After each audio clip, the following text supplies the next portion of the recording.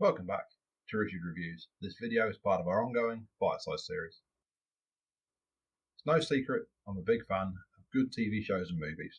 If I like them, I can talk about them all day. I'm back for another short, sharp review today. I'm talking about one of the biggest financial box office bombs in cinematic history. Played with issues in production, costing so much money they had no advertising budget left. But one of my favourite films of all time, The 13th Warrior. Written by the same writer as Jurassic Park and Congo and directed by John McTiernan, the production was not short of ambition to bring the novel Eaters of the Dead to the big screen. They started by recruiting two big heavyweight actors, Omar Sharif in a short cameo and the main actor, Antonio Banderas. Filling out other key roles in the cast were Vladimir Kulich in what would be his biggest role to date as Beowulf, and Dennis Strawhoy sealing every scene he was in as Herger the Joyous.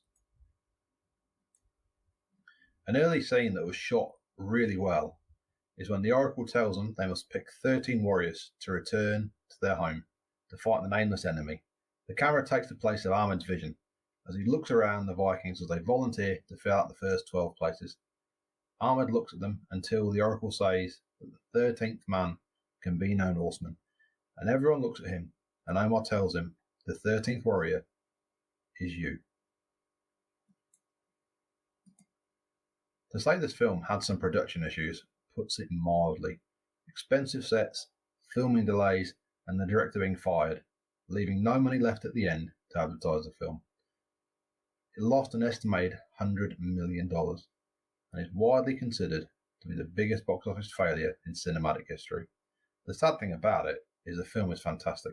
There are some scenes in it that are so well made. Ahmed learning to speak the language of the Norsemen by sitting around the fire, listening to them talk, is one of them. And the engineering dispute between Herger and one of Prince Wiglaf's best men is fantastic. The lesson the prince gets, you get as the audience as well. The 13th Warriors are not just there because they're strong, but they're calculating about everything else they bring. The quote summed it up really well, talking about Prince Wiglaf. He's been calculating strength since we arrived. Now he has to calculate what he can't see and fear what he doesn't know. The prince who came close to going to blows with the warriors is on the back foot, and he fades away from the story, as the 13 warriors have bigger things to worry about. This shows the depth of the warriors. They're not just a bunch of killers. They are clever and resourceful and smart. The perfect external threat, the Vendel. The film builds up the main enemy in the film. They are powerful and numerous. It takes a lot of the film to find out who they really are. By not leaving any of their dead behind, you don't know if they are monsters or men. When the fireworm appears, the Norseman thinks it's a dragon. It's not until Ahmed gets close to see that it's riders with horses.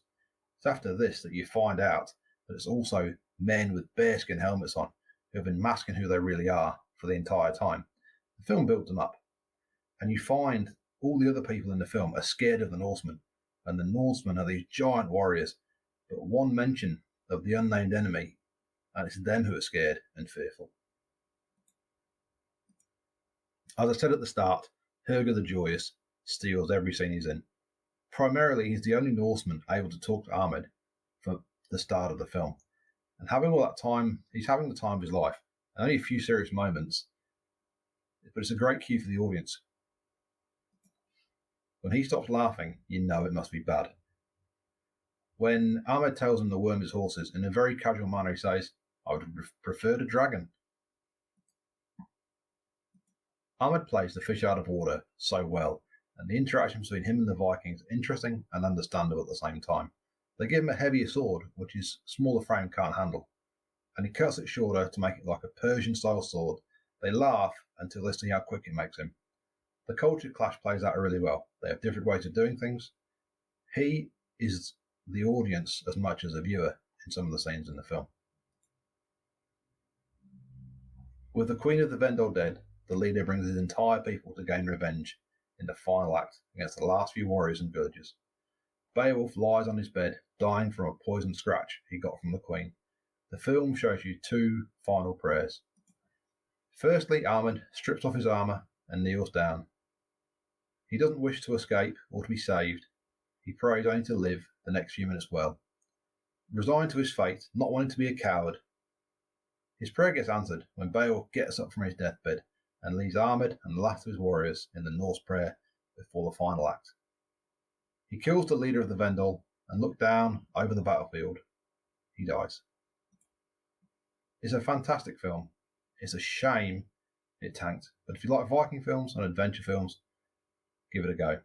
I give this film 5 stars. It's my first 5-star film. You can find it on Disney+. Thanks for joining me. If you enjoyed this video, please like and subscribe to my channel.